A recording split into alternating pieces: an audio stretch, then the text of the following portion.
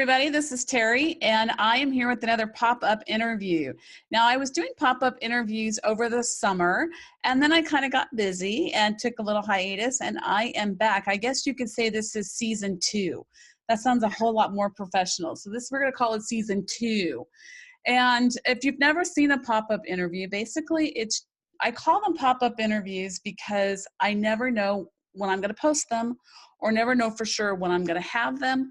And it's just kind of random. And I really like the randomness of it. It gives me more flexibility to meet with people who have really busy schedules. And my schedule is really busy. And it gives us more flexibility. We don't have to always be at a certain time. And I started this because I like to talk about books. And don't have the ability to get in my car and drive all over the country and go see everybody. And I don't have a big production budget. As you can see, I'm still waiting for my background. I ordered a poster. That's going to be the extent of my production budget. And so I started this through the pop-up interviews because it gives me a chance to talk to people that I may not ordinarily get a chance to talk to. For example, my guest tonight, Lexi Post. Hi, Lexi. How are you? I'm good, Terry. Good. And so we're going to talk to her a little bit about her books. And I think I have to talk about those really hot guys that are on the wall. That was my husband's idea. We are going to definitely talk about that. So Lexi, why don't you tell us a little bit first about what you write? Okay, well, I write romance inspired by the classics, which usually scares everybody away. They think they're going to be boring. But I taught literature as a professor. And so the only problem with great classic literature is that it ends badly about 85 to 95% of the time. Yeah. It's true. I mean, it's like that's a requirement for it to be a classic. And for me, where, high school, I discovered Kathleen Woodward's and loved romance. It was very disappointing. Every time I read another piece of classic literature, it would end badly. I mean, let's look at Hamlet, right? So Romeo and Juliet, you think, oh, it's a romance. Not. No. So they always say, right, what you know. Well, I know literature and I know sex. So I put the two together. And is that your tagline, literature with sex? No, actually, it's just romance inspired by the classics. Okay. Because I don't retell the story. I take pieces of the story and then I run with them in totally unique ways. All right. Well, perfect. So what are you drinking tonight? I'm just drinking water. I'm kind of boring.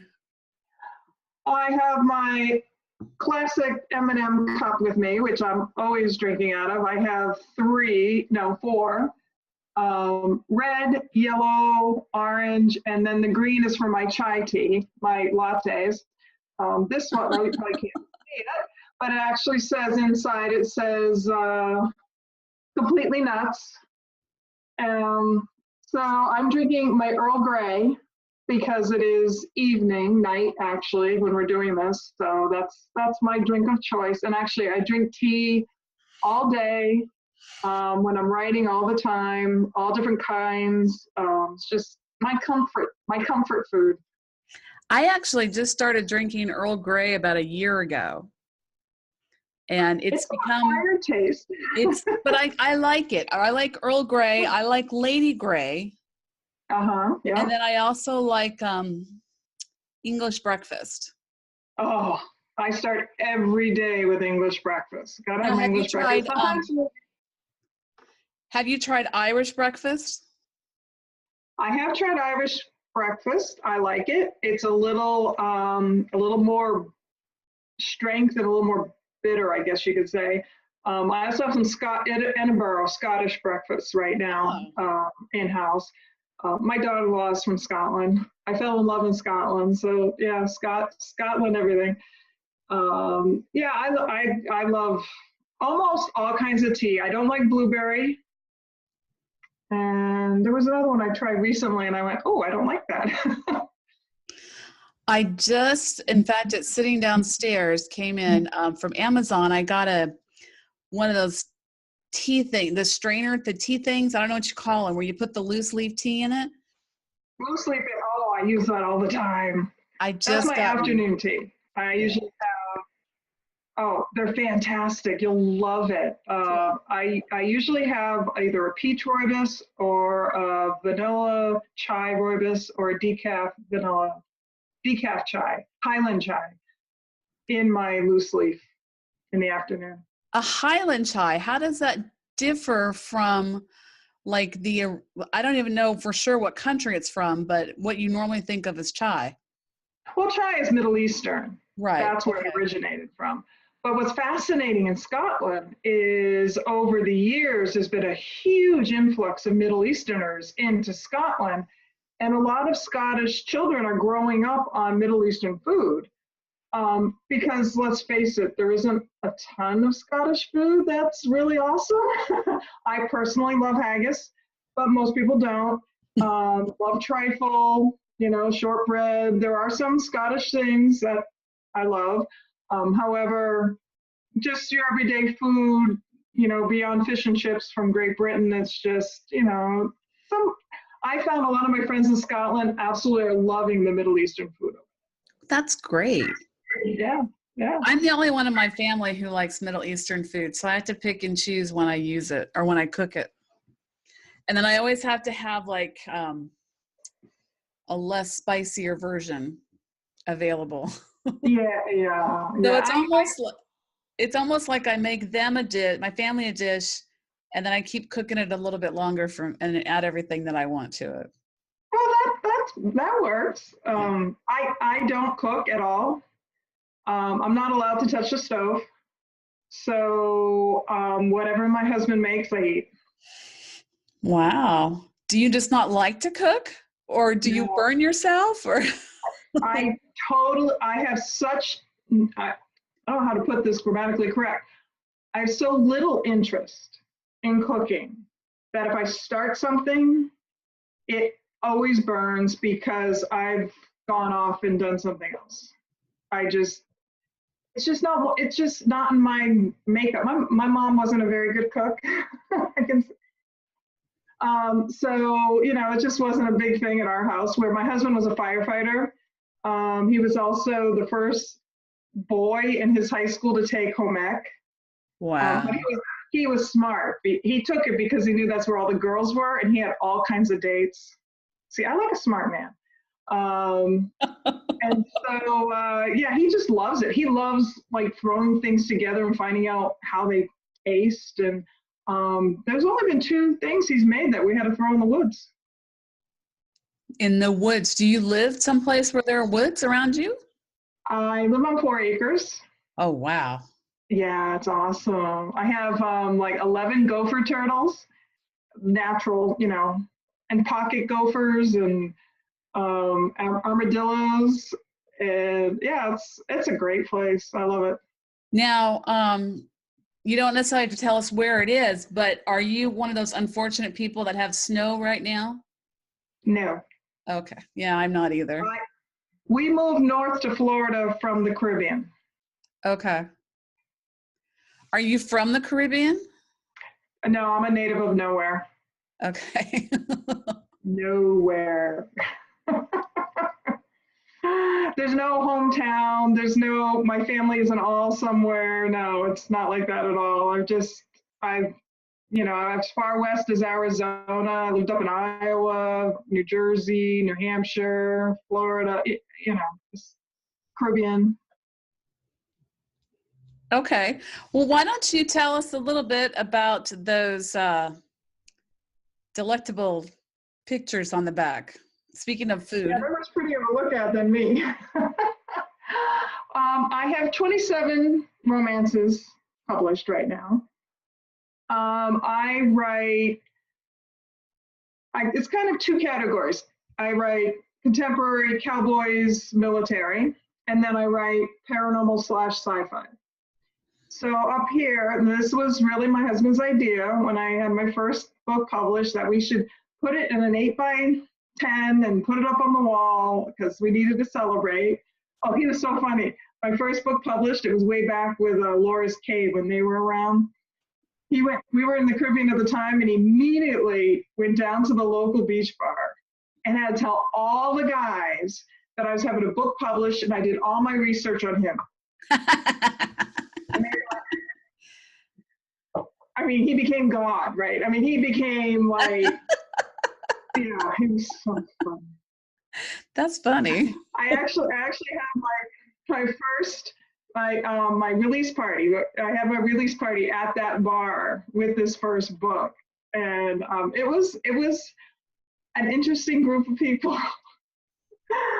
So yeah, so then of course I wrote more books, and actually those are all my covers, and they go around the corner to the other side, and they go on the other side of that door. And I told him we should do like 5x7s, but he was adamant we had to do the 8x10s, and I don't know where I'm going to put them all. Well, you've got a book that's out recently called Riley's Rescue. No, that one's coming out. That one will be coming out by time I'm at the Space Coast Book Lovers. Oh, you're going to Space Coast. I'll be at Space Coast too. Yes. For those of you who don't know, we're talking about Space Coast Book Lovers Convention happens in Cape Canaveral this year, right? Yeah. In the last weekend of June, and it's a great. I mean, it's an incredible experience for the readers and for the authors and just anybody who wants to just come hang out and likes to talk about books. So I'm actually teaching an hour of country line dancing. Awesome. Okay, that's where I know you, not from the line dancing. I was like, I'm not that good. No, I kept trying to think of, okay, because when you fill out the form, I see your name, I see your email address, and I purposely don't research the authors before I talk to them because I like it to be very spontaneous. But I knew your name from somewhere, and now I know because I keep seeing it when people are talking about Space Coast. Cool. Yeah, this is my first year going to Space Coast. I'm excited. Okay, I went my first year. I worked as a personal assistant for one of the authors. That was the first year they had it. Okay. Then last year I was there as a blogger, and then this will be my first year as an author. Well, congratulations. Yeah. That's fantastic. And that'll be my first conference, so I keep saying they'll pop my cherry. Yeah, we keep finding other ways to be virgins when we write romance. Now, you also have an interesting collection of masks up on the wall. I do, and that is because my first book was called Mask, MASQUE. Okay. And I wanted to give away something. I couldn't give the book away because then no one would buy it. So I had to figure out what to give away. And my mother actually found these gorgeous masks. They're made in Venice, and they're hand decorated. And ever since that first book came out in 2013, I give away these masks to lucky readers. And Mom, to this day, she still finds them for me.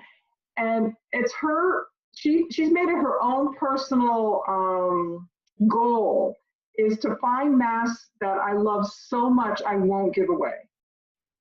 And so I kind of have a few of them around, like even right here at my desk. I've got a couple. You can see like this one. Oh, that's beautiful.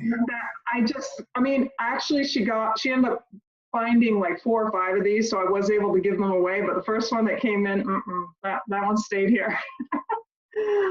Because I just love them. They're so pretty. Did it have the handle so that you actually hold it up to your face?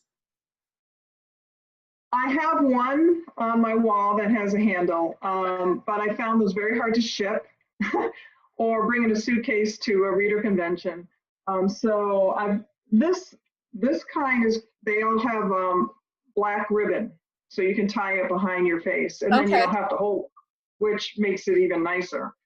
And they all have a stamp, and they're signed right there by whoever hand decorated them. Wow. So they're really special. They're very nice. Probably the cheapest one goes for about $40. So it's sort of a special thing. I always give them away during October. I give them away to newsletter. You have to be on my newsletter list. Or if you're in my Lexi's Legends, I have a reader group. And sometimes I usually give this away in October. I do what I call random rewards. I got that from a friend of mine, Becky McGraw, where my reader group, everybody who's active, whether it's, they are awesome. They help me with so many names, like when I'm struggling for a name or, right, just recently I posted in there, do you like lilac or lavender better? Because I have a heroine right now and I'm trying to decide which of those two scents I should use. But they're not helping because right now it's neck and neck. So I'm hoping one scent over the other, but it's not happening. Well, if I can give my vote, I would say lavender. Okay. Well, you just evened it out because my critique partner said lilac. Uh-oh. Yeah. I have a feeling either way I'm going to be okay. Actually, I prefer jasmine, so that might confuse it even more. Yeah, it all depends. See, the cover of this one, it comes out in March, is purple. It's got a purple. It's a purple and black cover. So I have to go with a purple, a purple scent. So yeah. I've used many, many, many scents. In the first house my husband and I bought together, when we did the backyard, we didn't know a lot about plants. So we just went off of whatever was recommended by Home Depot. We didn't even go anywhere special. But I remember when we went there and I just loved the overall smell. And they just happened to have had some jasmine out, and the guy that came out, we didn't know what he was planting, but he planted night jasmine. Oh. And I can remember one of the things that we loved to do is we would sit outside at night. And I'm in North Carolina, so when you sit outside at night here in the summer, there's bugs. Well, our first house was in California, and there's not quite as many bugs in California as there are out here. So we would sit outside a lot, and there was always the jasmine would be blooming at night, and it was wonderful. I missed that. Oh. So yeah. I actually miss the lilacs from New Hampshire. That's one of the few flowers I really enjoyed was springtime in New Hampshire. Are they native? Yeah. Wow, I didn't know that. Yeah. So you've lived the Caribbean, you've lived in Florida, you've lived in New Hampshire. Where else have you lived? Iowa, Indiana, New Jersey, Maryland, Arizona. I think that covers it so far. Are you military, or did you just like to travel? Well, when I was growing up, my dad was a salesman and he wasn't very good at it. So we moved a lot. And then I was so used to it that after I graduated college, I just got more adventurous on where I moved to. That's the only difference. But my husband is Air Force, or he was Air Force. Now he's Coast Guard. But we don't have to move for that. Does he have to go on any kind of duty or like any kind of TDY or anything like that at the Coast Guard? He doesn't have to go overseas. My stepson is currently in the Middle East right now, and it's not good. He was supposed to come home. He was supposed to be home already. Then they extended his orders by 2 months, and he just got word that his coming home date is unknown. Oh. Yeah, we're not really happy about it. We're hoping, crossing our fingers, in the next week or two, something else happens that makes that a little bit better. He's a doctor of anesthesiology, and they're keeping him really busy. Wow. So we want him home. Well, but no, my husband doesn't have, he has to go to Charlotte Tuesday, up in North Carolina, but. Yeah, that's where I'm at. I'm in Charlotte. Yeah. That's what you said that. I'm like, oh, wow, he's going to be there. Yeah. And then sometimes he gets deployed after hurricanes, but it's always in the United States. All right. Um, okay, so let's go back to the writing and to your books. You talked about Okay. romance with the classics. So give us Mhm. some classic stories that you have used for inspiration in your stories. Okay. Well, one is The Legend of Sleepy Hollow. A lot Okay. of people know of that one, about the Headless Horseman. And I have a book called Passion of Sleepy Hollow. And it's kind of a Brigadoon idea where an ancestor of the original Brom Bones, and a lot of people don't read the original classics. They just watch like a Johnny Depp movie or something else, or the TV show. Remember when they had Sleepy Hollow TV show, which has nothing to do really with the classics. Because if you read the original story of that one, Ichabod is the bad guy. But because it focuses on him, people think he's supposed to be the hero, but he's not. But there's a man, Brom, who actually dresses up as a headless horseman and scares Ichabod away. And so in my book, a direct descendant of that man who dressed up his brother has been playing the Headless Horseman for years. There is an Irving Festival, Washington Irving Festival in Sleepy Hollow, New York. And so in my story, the brother has heart issues, so he asks his younger brother to play it. Well, the younger brother comes to this town, to the Sleepy Hollow village where he's gonna ride the horse. And he meets a woman by the name of Katrina. Well, she's the original Katrina, because the Sleepy Hollow village where they celebrate only appears one weekend every year. Oh, wow. Yeah, so he's never ridden the horse before because his brother's been doing it, and then he gets kind of addicted to it because it's just so fun, and also he has to go back to see Katrina. So yeah, so and then there's a curse and there's ghosts and there's all kinds of Sleepy Hollow-ish kind of thing. What else have So you that's a used? really good example because people know that story, but I've also done a whole 4-book series on A Christmas Carol, Okay.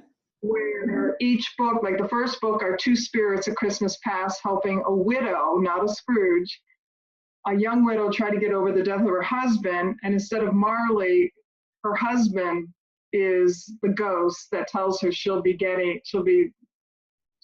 being visited by other spirits. And so there were the 3 spirits, past, present, and future. And I had to have a 4th book because she needed her happy ever after as well. Huh. Yeah, that's just the way my mind works. Have you, we mentioned Hamlet earlier and Romeo and Juliet. So have you tackled any Shakespeare stories? I have not, but they are in the works. I'm planning a series which will include Midsummer's Night's Dream, Romeo and Juliet, those 2 for sure, and then there'll be some more. I have some readers who've been asking me to do Romeo and Juliet because we all love the romance and it ends so badly. And I was like, well, I don't know what to do with that. I don't know what to do with it. And finally it clicked. And I was like, okay, yeah, this is going to happen. Oh, cool. My favorite Shakespeare play is The Tempest.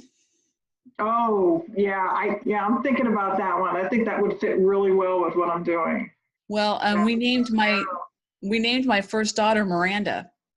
Oh, no kidding. Yeah, that's where she got her name. You don't happen to have a dog by the name of Prospero, do you? No, that'd be kind of cool though. Yeah, that would be. I've thought about trying to tackle some Shakespeare stories, especially like Macbeth. I mean, Macbeth would play so well into, contemporary. What got me thinking about it was, what was that motorcycle show? Sons of Anarchy. Yeah. And I just watched the first season of it, but then I was reading about it and they came out and said that was Macbeth. No, Hamlet. That was Hamlet. Macbeth, Hamlet, Macbeth, one of them. Either one would work for either that kind of a setting or even like a corporate setting. Absolutely. Yeah. Absolutely. Perfect. Yeah. So, but when I was a teacher, a high school teacher, and Okay. I hated teaching Shakespeare. Yes. because I just really feel like you can't read it. You gotta Yes, see it. I agree. I mean, seeing a Shakespeare, that's why I love the Shakespeare movies. Like any of the Kenneth Branagh's directed Shakespeare Right. movies are absolutely wonderful. I Well, just, I yeah, even like, I'm sorry, I get all excited. I keep interrupting you. I'm sorry. I like the Romeo and Juliet with Leonardo DiCaprio and I can't think of her name, but that one was bizarre, but I liked it. I haven't seen it. I haven't, I'm really way behind on movies and TV shows. I don't have Netflix because I don't have time to watch anything. Right. So, but I have a whole bunch of movies taped that have come on, you know, the whatever we get. We have some satellite TV, and I was going to watch them all over my 2 weeks off at Christmas. And I watched three. There's about 60 on there that I've taped. Well, but it's probably better that you don't, because there's sometimes I sit down on Netflix and I'll watch something and 6 hours will pass and I'll be like, oh, I guess I got to get up and do something. Oh, see, I can't do that because my eyes, I think because I'm nearsighted to watch TV for more than 2 hours and I start to get a headache. So it's like an automatic alarm clock. Nope, you can't watch TV anymore. Oh, that's a good thing. That's a good Oh, thing. So when you're writing these stories and you've got the classical stories, do you feel such a passion for these classical stories that it bothers you to maybe go a little bit different, or are you just like, here's the basic premise, I'm gonna just go for it? well, actually, it was funny. When I first came up with this idea, I'd been I had so much respect for them because that's how, you know, I was trained. I was trained to be a literature major. I was trained to teach literature and everything. I was nervous about them rolling over in their graves if they knew what I was doing with, you know, making sexy romance. Or my agent says I write sexy romance with a whole lot of story because she says I don't think she expected for them to be that sexy and yet have so much, you know, story behind it. So now it all depends on the story. It's really fascinates me because like some of the French stories I find when I'm writing more a similar plot where with some of the others less so. I do a lot of my cowboys are inspired by Bret Harte, who was 1800s writer, mainly out of California, American. And what I usually end up with him is there's something in the story, either a theme or a character or even an object. It started off with my first cowboy series is my Poker Flat series, and that's Bret Harte's Outcasts of Poker Flat. And the story's a real downer because everyone dies in the end. Big surprise. But it's about a gambler, a prostitute, a drunk, and a madam being thrown out of Poker Flat. So they're the outcasts of Poker Flat. Okay. And then into these two innocents, basically a young man who idolizes the gambler because he lost to the gambler and gambler gave him all his money back and said, go on your way, son. And then the young man's girlfriend, who was like a tavern waitress. And they all die in a snowstorm. So for my series, I said, well, what if I made the gambler female, professional gambler, you know, technically retired because she's made her money, and she's opening a nudist resort, and she needs a cowboy to set up her stables because she wants to offer nude horseback riding, which you cannot do, but she doesn't know this, and so he ends up working for her temporarily because a friend of his who's been helping her find some of her employees, is like a temp agency. My cowboy owes this guy a favor, so he's paying his debt and he's going to work for her for 3 months. And of course, you know, it happens. They fall in love because it's romance. But no, so sometimes it's like I just take those characters, and at Poker Flat I have the professional poker player, I have a drunk, I have a former prostitute, and a former madam, and a hacker, and I've added, and it's a series, so I've been able to add all these different people who need a second chance, and some are able to continue, and some get fired because they blow it. So yeah, it's so fun because I think, okay, what else can I put on this news resort that would be totally, crazy? Well, let's go back to a book we talked about earlier. Speaking of series, you have a series called Last Chance. Yeah. And book 6, Riley's Rescue, is coming out, you said. Why don't you tell us a little bit about that? Oh, this is my reader group's favorite cowboy series. Last Chance is actually a ranch where I have a cowboy firefighter who takes in horses, rescue horses, basically. And this is the horse's last chance. And many of those horses end up staying on the ranch, but the ones that can be rehabilitated do go off and get bought by owners, but he makes sure that the owners are legit and good and the whole thing. Mm-hmm. So this is book number 6. And Riley she was a stable manager. And what happened is she called animal welfare on her boss because he was very upset when his Frisian, was it? No, wait a minute. Oh, no, I can't remember what kind of horse it was.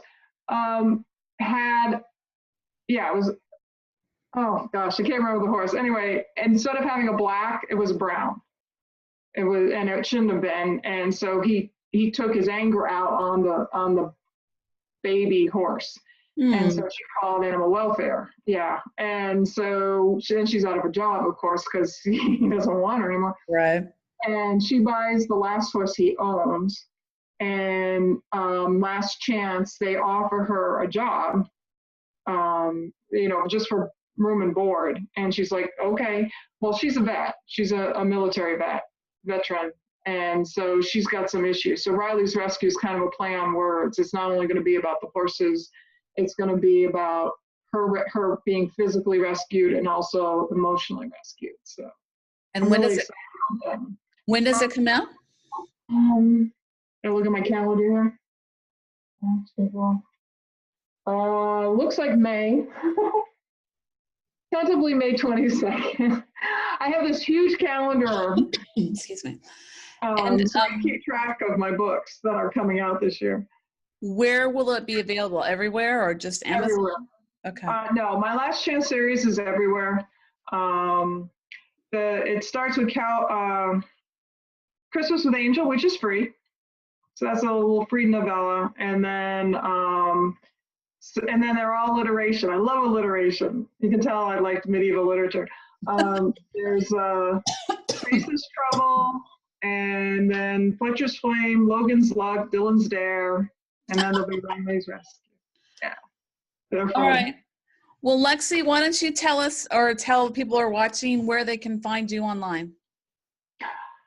Everywhere. You can find my website at lexipostbooks.com. I'm on Facebook, Twitter, Pinterest, Instagram, all those, all the MeWe, all the social media, pretty much. Perfect. Well, and I'll make sure and post everything down in the description of the video too, so they can just click on the link and go find out about all your wonderful books. Oh, that sounds great. Especially the one that's coming out next month. That's my Eden series. That takes place on a planet of naked men. All right, then I'll be checking that one out as soon as we're done tonight.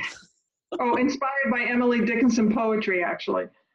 Oh, okay. Now that's kind of an oxymoron. No, because she was a recluse, they think. My theory is she wasn't actually home. She was on the planet Eden. Oh, I got it. Clever.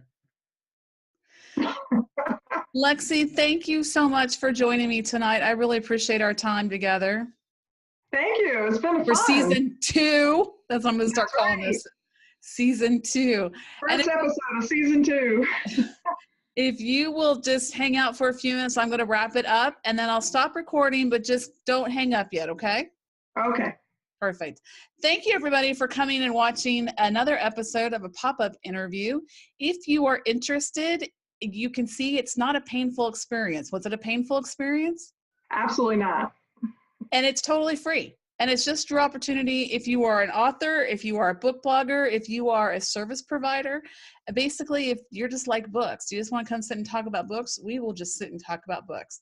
And that's why I wanted to do. So if you're interested, you're going to be a couple different ways you can contact me. Down in the descriptions below, it'll be my hyperlink to my website.